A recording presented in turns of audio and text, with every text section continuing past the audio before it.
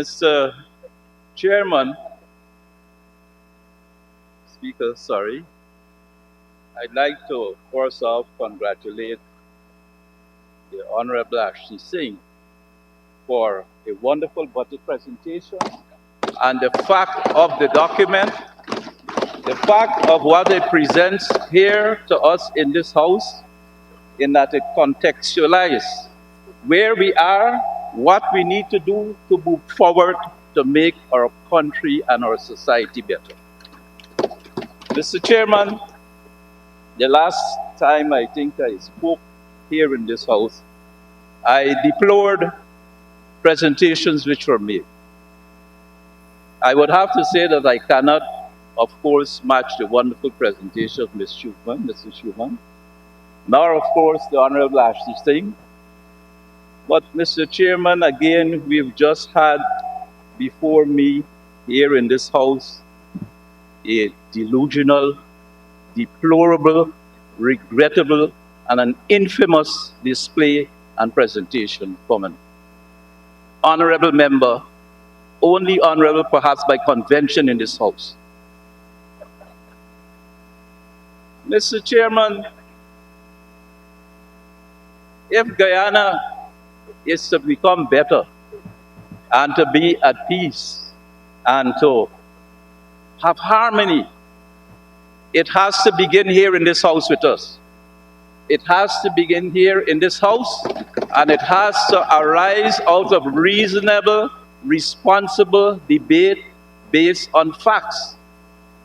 And unfortunately, it seems now that we have a situation where the opposition, with the exception of Mr. Schuman, of course, are on a path of continuing to shape the situation for insurrection, for sedition, for targeting, for pivoting to the public servants, the police, the army, and all kinds of persons who they feel or who they want to create an image, a sense of victimhood in respect of how we need to do and how we need to move forward in our country. I think most of us are fairly well aware how we have landed to this place where we are. And when the Honorable Excellency, in correction, Irfan Ali came here to make his inaugural address to the Parliament, he spoke on one singular particular theme: unity. Unity, Mr. Speaker. Mr. Speaker, I don't know how we can achieve this unity, this great hope of the Guyanese people, if we continue to have engagements of this type in this House. Mr. Speaker, of course, and the Honorable Member Schuman reminded us of the experience we had here during the recount. And the Honorable Member Ashley Singh, who wrote this budget speech along with the support of his staff, had experiences when the government changed in 2015, which resulted in his being shackled along with others. He had to run out of the country. He had to leave his family. He was persecuted. But Ashley, thank you so much, my friend, for coming back to Guyana to work for the development of this country and to deliver a budget speech. Mr. Speaker, free of rancor, free of hatred, free of incitement. Much of that which we just saw again in this House. Mr. Speaker, I don't want to dwell so much on our other experiences in this House, but the point is that the honorable members on that side, except Mr.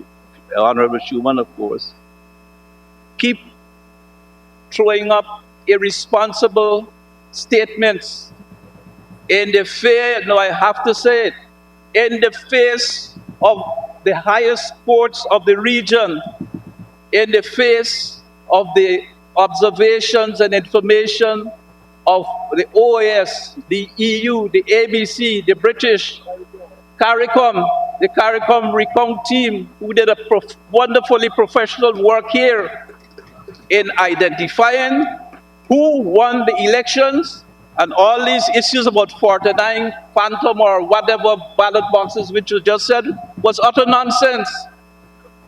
Utter nonsense.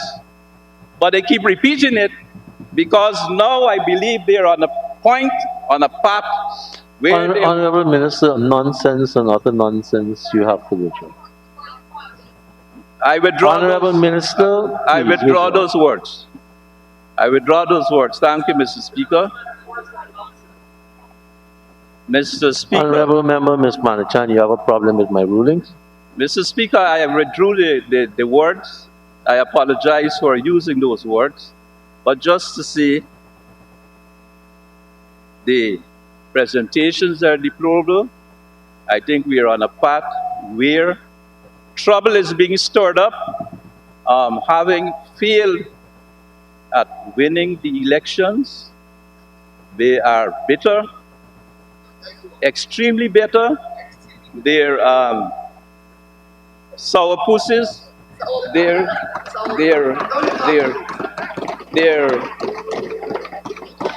only intention now is to create trouble in this house and in this country. And this is why they will walk out. This is why they will walk out, because they don't want to debate, have a reason debate. Minister, I want to interrupt you again. That's standing order on page 50. Sorry, the recommendation in the handbook. The speaker can disallow certain words too. So be careful how you construct the new words you want to. Thank you, Mr. Speaker. Mr. Speaker, the honourable member just now, and I spoke to the question of the recount. I heard the honourable member say just now, criticizing the COVID cash grant, but I understood she received hers. I heard the honourable member say that somebody didn't get a house lot, but I heard that she got more than one, maybe 4. That's what I heard. And I wish she were here, that she was here to deny or to confirm what I'm saying here now on the floor. I heard the honourable member say that they made the first roundabout in the city of Georgetown under the APNU AFC. There are several roundabouts in the city of Georgetown, Mr. Speaker. And in creating a roundabout, they destroyed a signalized section, signalized intersection to create a roundabout. Totally unnecessary and a waste. Mr. Speaker, I heard the honourable member say that they built 5 overpasses. I know with the WSG we discussed and designed these overpasses. We, of course, never designed elevators. We decided that it would have been better to put lights where people could press, to have the traffic stop, to walk across, because we fear that people will not use them, because that was the experience in Trinidad. And that is what is happening now. So they're not being used. They're not being used. I heard the honourable member talking about transport infrastructure and all those things. Mr. Chairman, when they took over in they called it the Ministry of Public Infrastructure, we had already the money to build the Ogle Bypass Road from the government of India as a loan, $50 million US. We had the money, the agreement was signed by President Ramadan. Part of that money was to build a new boat to move from Georgetown Port to the northwest in 12 or 14 hours rather than the 24 or 26 hours. We had the money. They did nothing with it. And the people are still suffering as a result of that. So, I mean, I could go on and on. They talk about imported cement and whatnot. Mr. Chairman, the significant term in our development equation, missing term really, is cheap power. And it's only now really that is being addressed in the discussions in the budget and in the work of Prime Minister, Honorable Prime Minister. Mr. Speaker, they stopped the Ibaila Falls project, a 165 megawatt project which would have given cheap power not only to Linden, but for the time being would have given us cheap renewable power. They stopped it. And they talk about the airport and all kinds of other things, which they did wonderful things somehow. But thank you, AG. But it's distressful to come in again and again to try to debunk, and to, because they think that maybe if they say it often enough, people will believe these things. And that is why I'm fearful, and that's why we have to answer them. Mr. Chairman, dearest Mr. Speaker, somewhere there's a quotation that, and I'm being careful, the ready resort to charges of racism is the resort of scoundrels. And that is what we're seeing in this House. A ready resort to charges of racism is the resort of scoundrels. That's another unparliamentary word. Well, I withdraw it, having said Thank it, you. sir. But, Mr. Chairman, Mr. Speaker, I want to congratulate the Honorable Ashley Singh and his team for doing a wonderful budget, for putting in the energy, for having the discussions, for having even the skirmishes in relation to developing this budget. Because we even had our own opinions and little arguments, but we are extremely satisfied with the result. Mr. Chairman, Mr. Speaker, again I have to say, in accordance with the Constitution, the electoral laws of Guyana, and the scrutiny of the highest courts of the land, with the dogged persistence of the electoral observer missions, the ABCs, et al., the OS, the Council, the CARICOM return team, the will of the people of Guyana prevail, and shall prosper Guyana over all weapons formed against it in 2020. And Mohammed Irfan Ali, Mark Phillips, and Bar Jagdio were sworn in as President, Prime Minister, and Vice President, respectively. That is the will of the Guyanese people. The will of the Guyanese people. And yet, Mr. Speaker, when the President Ali was taking the salute and inspecting the Presidential Honor Guard on the occasion of his inaugural address to this Parliament, a would-be insurrectionist in dungarees video stage for a prosperity climbing over the gates of the Parliament, kicking a policeman in the head in the process. He was restrained from his feigned heroics, unfortunately with an inadvertent display of his buckler. Charges are still pending.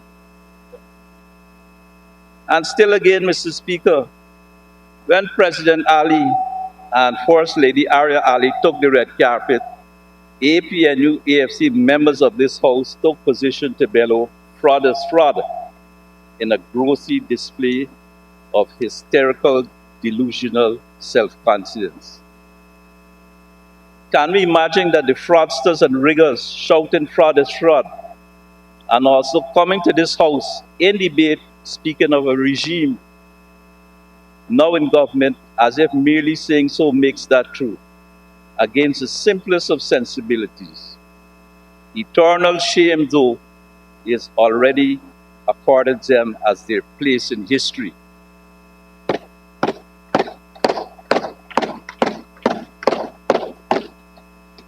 Mr. Speaker, I'm not a religious person, but we have the second comment of the PPC in government. The second comment.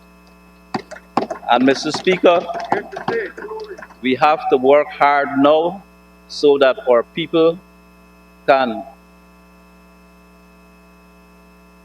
expect and experience the rapture of Guyana's development.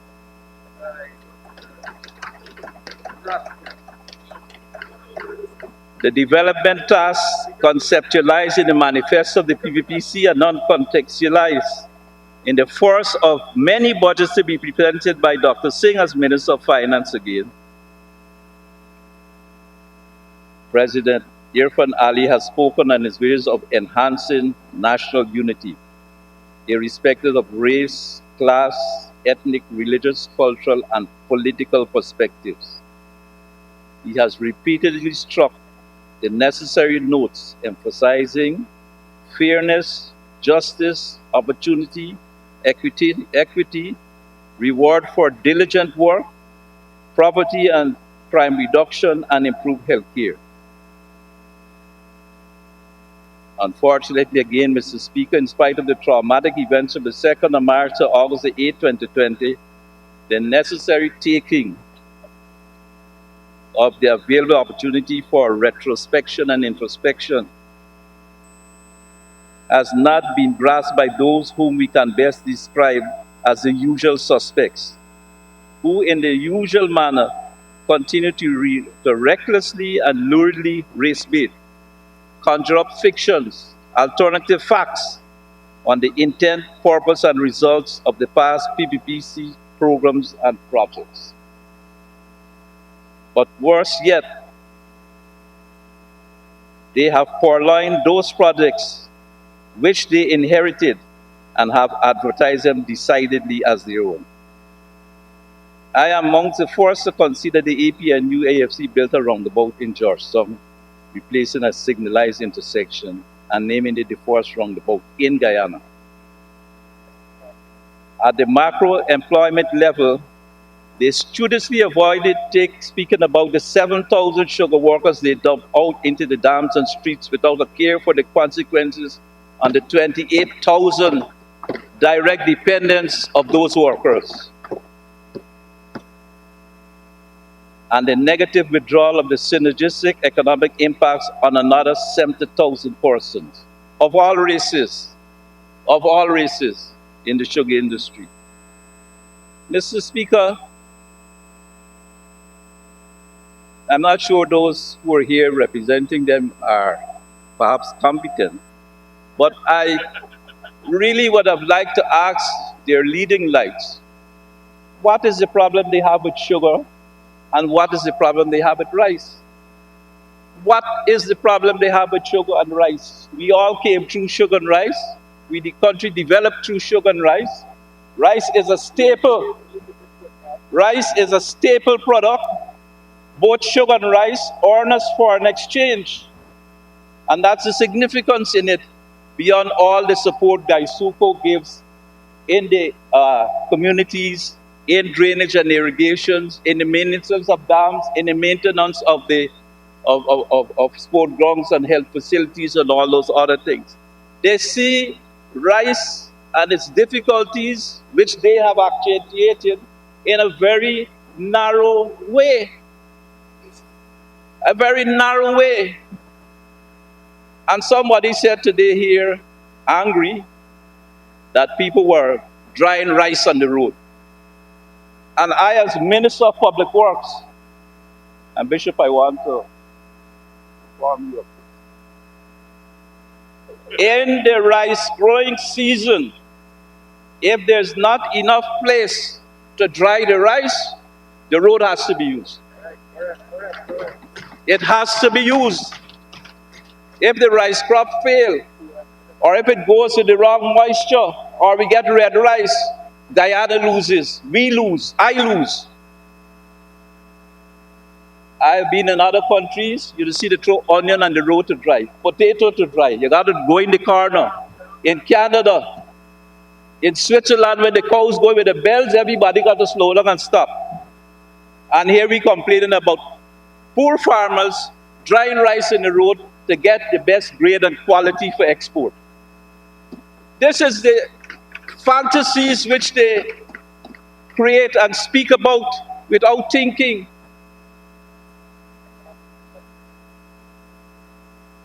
Honorable members, you regroup the thoughts. I will ask someone to move the suspension of the standing order so we can go beyond.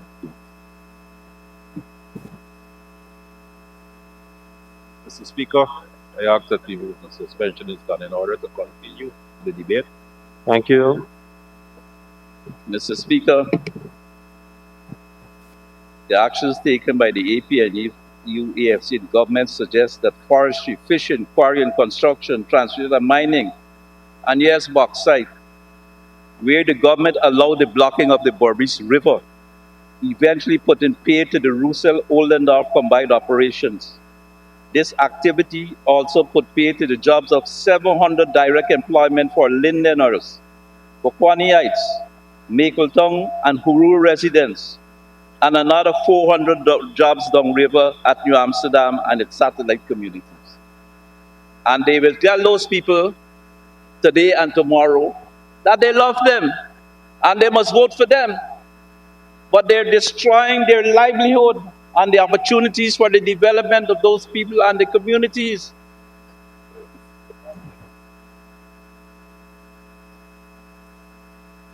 Mr. Speaker, I accuse the AP and UAFC of undertaking those measures as a matter of policy. They had long lost the plot for national development and saw a new omnipotentate, the god of oil, oil which was not simply to be added as a new long-awaited asset to the development matrix, but one to be worshipped, idolized, and suckled up.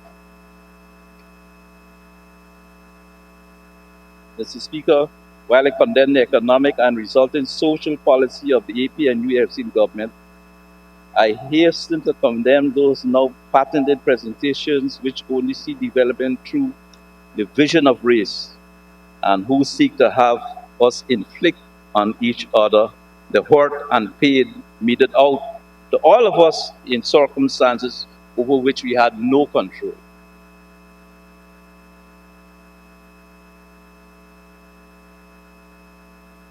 Mr. Speaker, Opposition Leader Honorable Member Harman, who appears to be eyeing a career in stand-up comedy, likened the budget to a plane that has somehow crashed before takeoff. Laughter aside, I am glad that he raised the imagery of flight in relation to the budget and what it portends for Guyana's future economic development. I had the opportunity recently to visit the western frontier and the Wapishana savannas to the south. In every instance, Mr. Chairman, despite the present anxieties imposed by the COVID-19 pandemic, the migrant and sovereignty issues posed by Venezuela, and the now dissipating tremors almost everywhere, almost everyone engaged was ebullient at the change in government and getting themselves ready for the path to recovery, economic dynamism, and resilience. Significantly, Mr. Speaker, the aircraft were flown by Guyanese pilots of different races, ethnic, and background, paired in the same cockpits, who did their task professionally and had our teams delivered and returned safely.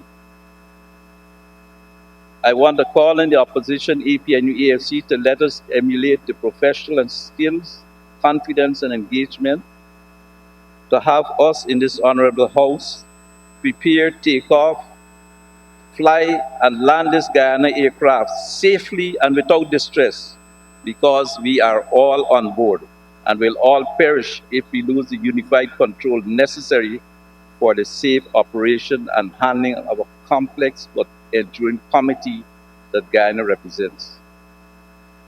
Now more than ever, the call for unity has to be answered, so we should not repeat the failures of the past, an example of which is the defeat in 1763, when tribalisms clashing over social and economic roles and jealousy led to the guns going one way, the shot going the other way, and the powder going another way.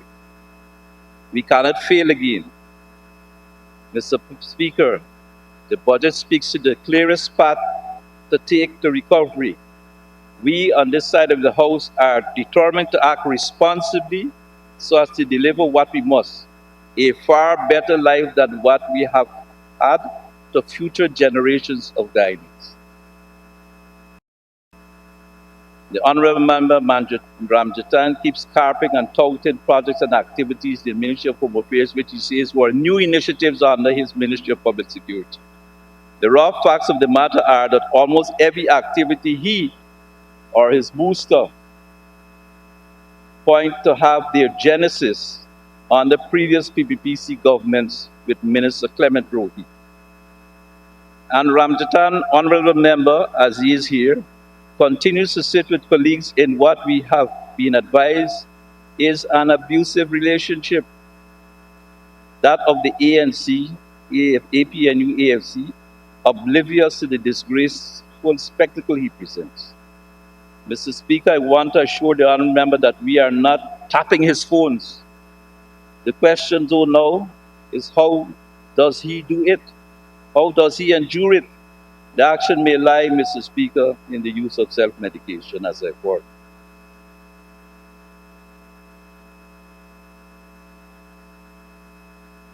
The Honourable Member Gita Chandan used a wonderful little word the other day when she said, poof. And I had a feeling that, as I was told, that if you scratch a match near the Honourable Member Ramjatan, he would go poof.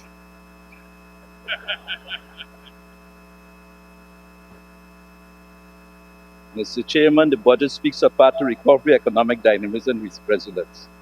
For the Ministry of Home Affairs and its agency, this path is joined by emphasizing continuous improvement, diversity, professionalism, eliminating corruption, and optimizing resource use.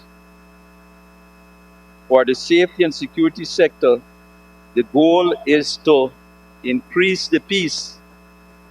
And that is a watchword I want the ministry to adopt as we go forward. Our responsibility is to increase the peace.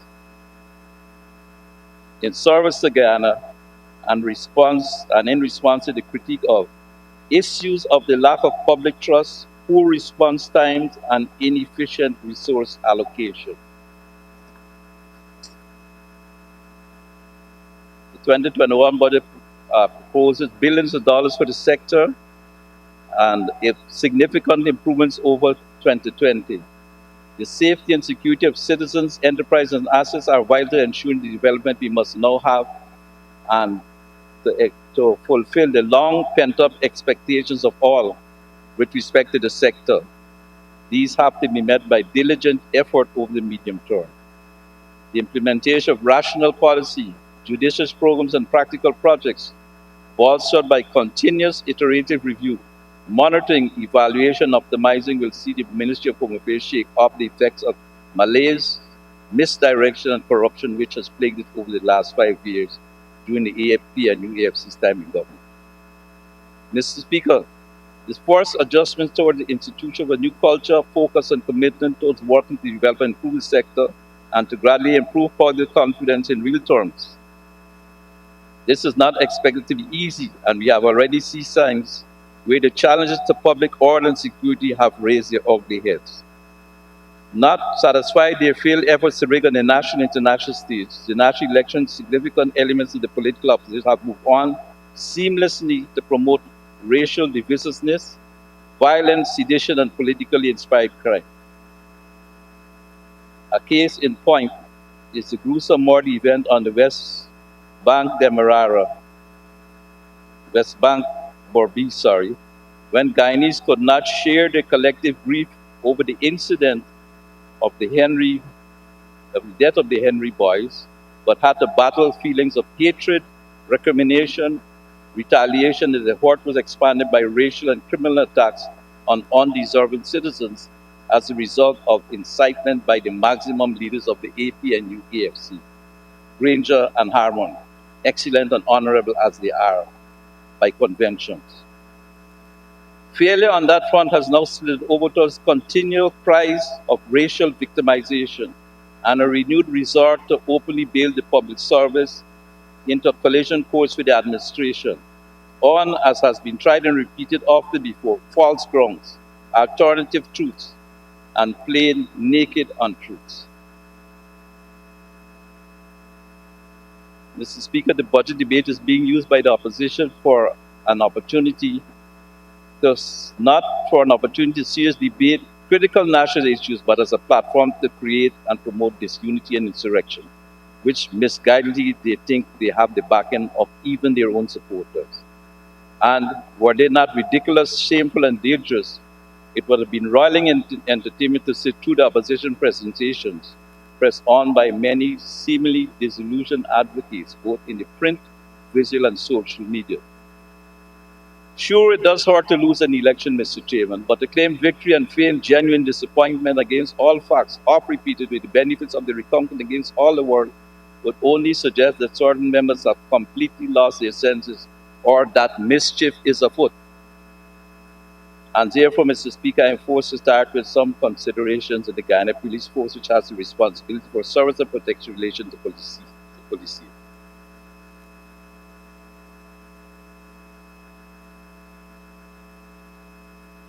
Mr. Speaker, the sum is allocated for making up for the degradation in mobile, fixed, and capital assets for the needed effort to stem rising crime, which has taken advantage of the lapses due to the pandemic and the malaise, real or induced, particularly during the elections in past. A review of the 2020 crime statistics indicate an overall reduction in serious crime by 6.9%. This reduction is predicated on the effects of the stay-at-home imperative retired by protection from the pandemic, as robbery, robbery under arms with guns, robbery with violence, breaking and entering and larceny, and burglary show declines, but murders increased by 13%. Year-to-date figures show a decline in serious crime by 40.3%. That's year-to-date 2021. This is viewed as a response to an increase in vehicle, motorcycle, and beat patrols, and also improving keenness of police ranks to engage in the rise in crime threat. Honorable Minister, you will need an extension. Speaker, I'd like to ask that the honourable member be given 5 minutes to conclude his presentation. Thank you, Honorable Member. Honorable Member, you may proceed. Thank you, Mr. Speaker. The reduction due to provision by the government of resources in the form of 45 motorcycles and the support of vehicles on loan from government agencies, along with better use of surveillance cameras and intelligence, show the efficacy of this support. Mr. Speaker, in wrapping up, I want to go beyond the mere statistics and speak to particular issues which plague the police force and the prison service, and to identify plainly that there is need for better professionalism in the prison system. There is need for more empathy. I have repeatedly told the agencies that I don't want prisoners beaten. I don't want their food taken away. I have requested that the prison system plant 4,000 fruit trees to help improve the diet of the prisoners. I have asked the Minister of Agriculture for 4 shade houses to act as nurseries. And I said prisoners should be able to get a banana and an egg regularly. And that our responsibility is to rehabilitate prisoners and to return them to useful work in the society. There had been an outcry, Mr. Speaker, about the release of prisoners sometime, and I am aware that the Honorable Member Ramjatan had sent a text which was widely shared. And I'll read the first part. Ramjatan responds, Imran, just to correct a misconception surrounding early release for good behavior and upon the condition of serving a minimum of 1/3 of the imposed sentence. There is such a provision in our prison laws. I used it on several occasions as previous ministers on the recommendation of the director, and so on and so forth. On one occasion, I released about 100 plus prisoners. I just wanted to clarify that in relation to the outcry whipped up in relation to the statutory release of prisoners, which I did for I think 65 persons. Mr. Speaker, I understand today that the opposition members, including Honorable Member Mr. Chandan, visited the Commissioner of Police. I have no difficulty in such a visit, but I have to take issue with a couple of things which I saw or heard of in relation to the visit. One, there was a suggestion and apology about the searching of honorable members coming to this house. I am of the view that every member should make their terms available for search. That at the last parliament, we came through. Honorable Minister, that was a speaker decision. If you have a problem with it, there's a mechanism to address it. I'm speaking on the floor, sir. That's not the mechanism. You bring a motion. Well, we could bring a motion. But I'm just saying that we are in circumstances where strange things could happen, and we could continue to do as we did at the parliament. Mr. Speaker, simply in closing, I want to, and I'm sorry the honorable member, Mr. Patterson, isn't here. And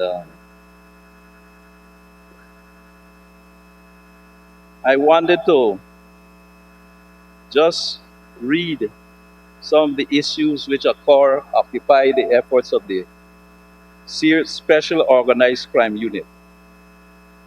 And I'll call them out quickly. One, investigation into the procurement of consultancy services for the feasibility study and design for the Demerara Harbor Bridge.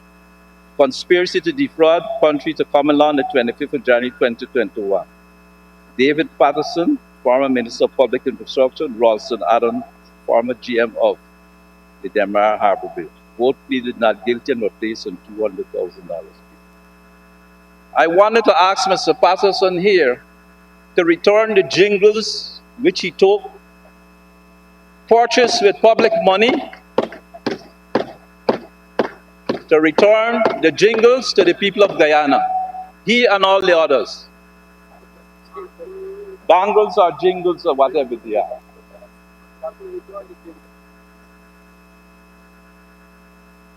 Money laundering investigation, Orby Norton Martinez v. Passad. Money laundering investigation with regards to Yuri Garcia Dominguez. Soko versus Michael Bagot civil recovery case. Investigation with Shervinton Lovell for drug-related offenses. Investigation with respect to the alleged illegal sale and lease of Nissil lands. Soko versus Jacqueline Keynes civil forfeiture application. Investigation with respect to the Immigration and Support Services Department. But maybe I spent too much time on other things. I couldn't get into this one, but it's interesting.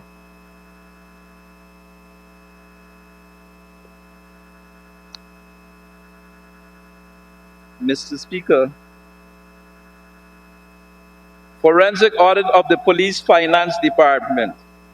Mr. Speaker, an investigation is underway with respect to the Police Finance Department. There seems to be a revolving door between police finances and the Police Welfare Fund.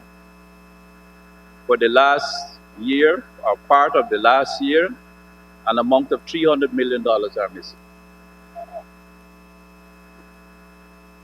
Investigation launched into the issuance of firearm license issued by the Guyana Police Force within the period January 2018 and present. Well, the former Minister of Public Security is not here, so I couldn't pose a direct question to him in this matter. Honorable Minister, you'll have to conclude.